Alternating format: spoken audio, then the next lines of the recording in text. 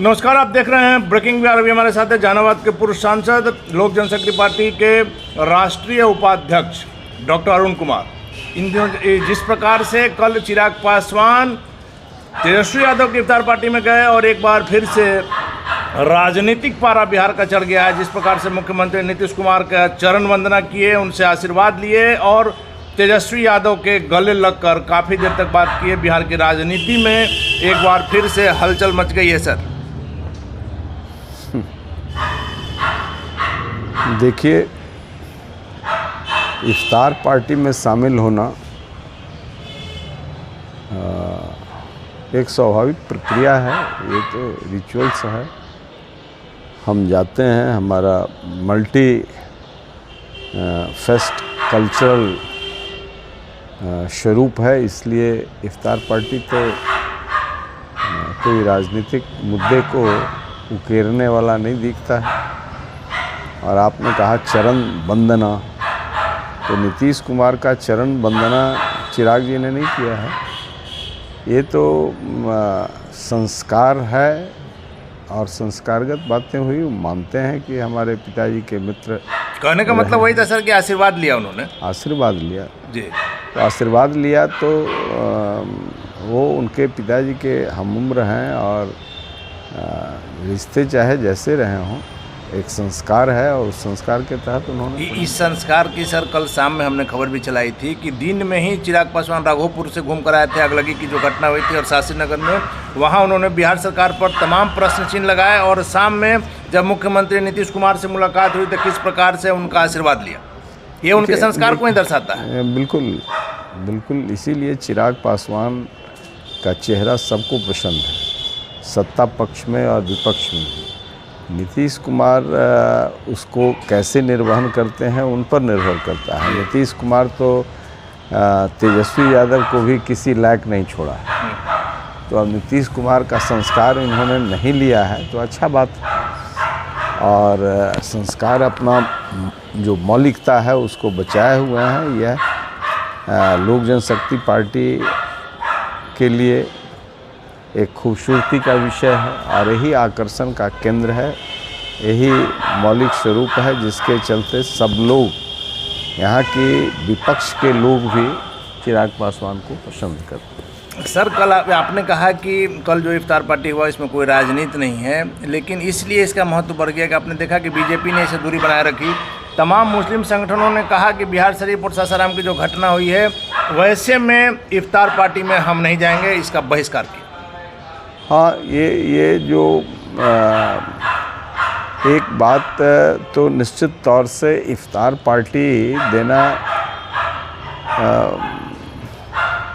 एक सामान्य माहौल हो, शांतिपूर्ण अच्छा माहौल तो अच्छा लगता है। एक तरफ इतना तनावपूर्ण स्थिति है कि लोग, एक समुदाय के लोग दूसरे समुदाय के मोहल्ले में नहीं जा रहे हैं और कौन दोषी है, किसने किया, कभी इन पर आरोप वो करते हैं, उन पर आरोप वो करते हैं, तो सरकार की प्रथम जिम्मेवारी बनती है। और नीतीश कुमार कहानी बनाने में तो माहिर हैं। बेगूसराय की घटना हुई, शूट आउट हुआ, तो आपने देखा कि कैसे कहानी बनाई जी। तो जातीय कहानी आजकल ज़्यादा बनाते हैं, ये धार्मिक कहानी है इसलिए इसमें वो पढ़ नहीं रहे हैं और उनका चेहरा साफ हो। इसमें जातीय रहता और उसमें कहीं भूमिहार होता तो नीतीश कुमार को देखते वो टांग माथे पर रख लेते और माथे पर रख करके नाचते।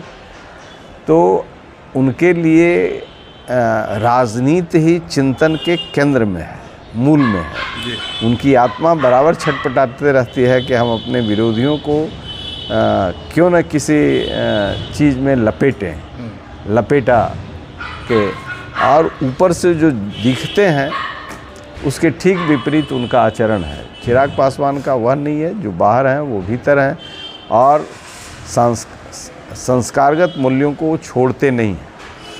तो ये मुझे अच्छा लगता है और नीतीश कुमार ने ये व्यवहार अच्छा नहीं रखा है, इसलिए वहाँ नहीं गए उस इफ्तार पार्टी में। लेकिन सर, जिस प्रकार से बिहार शरीफ की घटना, सासाराम की घटना के बाद विपक्ष के नेताओं को वहाँ जाने भी नहीं दिया जा रहा है।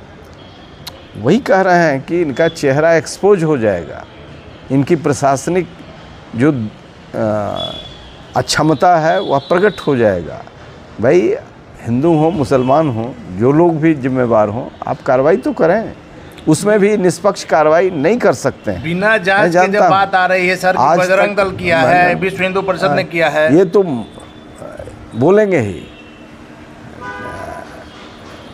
जब तत्कालीन मुख्यमंत्री नरेंद्र मोदी गुजरात के मुख्यमंत्री थे और पार्लियामेंट के चुनाव में घूम रहे थे, पटना में जो बम चला था जी, कितने लोग मर जाते, ये तो साहसिक कदम था नरेंद्र मोदी का कि उन्होंने कहा पटाखा छूट रहा है, पटाखा जी, मंच से इस प्रकार का माहौल बनाया गया। उस भीड़ में था, भीड़ के बाहर था मैं, घेरे में नहीं था, लेकिन स्टैम्पेड होता तो कितनी बड़ी दुर्घटना होती। तब भी 8-10 लोग मारे गए। आज तक उस पर कमीशन बना, जांच हुई, वो भी बजरंग दल ने ही कराया था, वो भी विश्व हिंदू परिषद ने कराया था।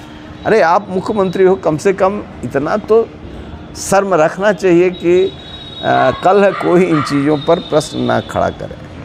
वो बजरंग दल ने कराया था, बम चला, पता तो लगाते किस दल ने चलाया जी।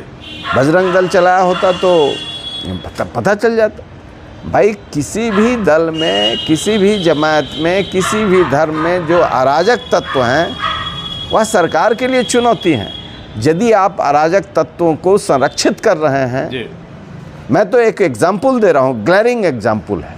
नीतीश कुमार आज तक बोले हैं उस पर, मुख्यमंत्री थे ना। राजनीति अलग अलग हो सकती है पार्टियों का, लेकिन हम इतना नीचे कि किसी की हत्या कराने का योजना बनवा दें और हमारा पूरा प्रशासन देखता रहे। आप बताइए कौन दल था? इसी में जितने लोग पकड़े गए हैं, इस बात का खुलासा हुआ कि कौन किस पार्टी के कार्यकर्ता हैं? नहीं बता सकते ना। और ये भी जो पकड़े हैं, सही लोगों को पकड़े हैं, सही लोगों को छोड़ दिए होंगे, जो निर्दोष लोग हैं उनको पकड़ लेंगे। भाई ये परंपरा इनके कालखंड में खूब हुआ है कि निर्दोष जेल में और दोषी बाहर में आनंद ले रहे हैं। आप नहीं देख रहे हैं कितना गरीब लोग जिसके घर से जाने के कारण परिवार का पूरा भोजन नहीं चल रहा है, इलाज नहीं हो रहा है, वे सब लोग वकील नहीं रख सकते, फीस नहीं दे सकते, तो ऐसे लोग जेल में आज सड़ रहे हैं लंबे दिनों से। और ये न्याय की बात करेंगे, सामाजिक न्याय करता है। लेकिन सर चिराग पासवान की बात फिर आ जाती है कि जिस प्रकार से कल बीजेपी ने भी दूरी बनाई और इन दिनों बीजेपी कहा जा रहा है कि चिराग पासवान को भाव नहीं दे रही है, वैसे में फिर से महागठबंधन के इफ्तार में जाना, क्या कुछ अलग इशारा है? बिहार में राजनीतिक समीकरण कुछ अलग हो सकता है क्या? देखिए, लोक जनशक्ति पार्टी एक पार्टी है और बीजेपी एक पार्टी है। गठबंधन की बात होगी तो होगी जिस दिन। पार्टी तो अपना चेतना से, अपने विचार से, अपने व्यवहार से अपने जगह पर है, वो काम कर रही है। लेकिन सर चिराग पासवान ने तो अभी घोषणा कर दिया कि 40 सीटों में मेरी तैयारी रहेगी और विधानसभा में 243 पर रहेगी। भाई हमारी तैयारी नहीं रहेगी तो हम अपने एलाइज को मदद कैसे कर पाएंगे? हमारी तैयारी तो रहेगी तभी हमारे। लेकिन सर मोकामा में जिस मंच पर चिराग पासवान का स्वागत हो रहा है, उसी मंच पर बीजेपी के प्रदेश अध्यक्ष को किस प्रकार से व्यवहार किया गया कि उन्हें वहां से जाना पड़ गया? नहीं, तो इसमें चिराग पासवान का कोई दोष नहीं है। वो एक संगठन है जो करता है और वो संगठन को ये खुद सोचना चाहिए कि कोई भी हमारे मंच पर आया है, बाबा चौहरमल के आयोजन समिति के लोग हैं, उनको इस पर चिंतन करना चाहिए। ऐसा व्यवहार नहीं करना चाहिए किसी के साथ। लेकिन आप ही की पुरानी सहयोगी रही राष्ट्रीय लोक जनशक्ति पार्टी का कहना है कि पिछली बार हमारे मंत्री जी के साथ इस प्रकार से चिराग पासवान ने ही करवाया और इस बार चिराग पासवान ने न तब कराया न अब कराया। जिन लोगों ने किया है वो कहीं न कहीं गलत है और हम उसकी निंदा करते हैं। पशुपति कुमार पारस को चिराग पासवान के नाम से गुस्सा क्यों आता है? अब किसी का व्यक्तिगत स्वभाव पर कल आपने देखा होगा सर, जिस प्रकार से चिराग के नाम पर भड़क गए। हाँ, वो भड़क जाते हैं। तो हो सकता है दवा बीपी का नहीं खाया हूँ, दवा नहीं खाए इसलिए फर्क है। चलिए सर, आखिरी सवाल है मेरा कि क्या माना जाए कि लोकसभा चुनाव में कुछ समीकरण चेंज होगा, चिराग पासवान महागठबंधन में भी जा सकते हैं? देखिए, राजनीति में जो चीज़ें चलती हैं तो मान सम्मान के साथ यदि सब समझौता हो गया तो हो जाएगा। यदि यहाँ बीजेपी से बात नहीं बनी तो महागठबंधन का रास्ता खुला है? नहीं, महागठबंधन के साथ जाने का कहाँ सवाल उठता है। बीजेपी भाव ही नहीं दे रही है सर। भाई, बीजेपी भाव दे रही है, नहीं दे रही है, नहीं देती तो हम लोग उपचुनाव में जाते कैसे? दे रही है। जब आएगा मिलन का समय तो देखिएगा। अभी तो सवाल ये है कि जिस गठबंधन में नीतीश कुमार हैं उस गठबंधन में जाने का तो कोई सवाल नहीं है। नीतीश कुमार जहाँ हैं वहाँ जाने का सवाल नहीं उठता है। चलिए, धन्यवाद आपका। तो थे हमारे साथ जहानाबाद के पूर्व सांसद डॉक्टर अरुण कुमार, जिनका साफ तौर पर कहना है कि चिराग पासवान ने कल एक बार फिर से अपने संस्कार का परिचय दिया है। तमाम विरोध के बावजूद मुख्यमंत्री नीतीश कुमार जब सामने पड़ते हैं तो उनका पैर छू करके उनका आशीर्वाद देना, चूंकि उनके पिताजी के मित्र हैं मुख्यमंत्री नीतीश कुमार। और साथ ही साथ सबसे बड़ी बात है कि जिस गठबंधन में मुख्यमंत्री नीतीश कुमार रहेंगे उस गठबंधन में चिराग पासवान नहीं जाएंगे। डॉक्टर अरुण कुमार लगातार इन बातों का दावा करते रहे हैं। इन दावों में कितनी सच्चाई है वक्त बताएगा। फिलहाल आप बने रहे ब्रेकिंग विभाग से।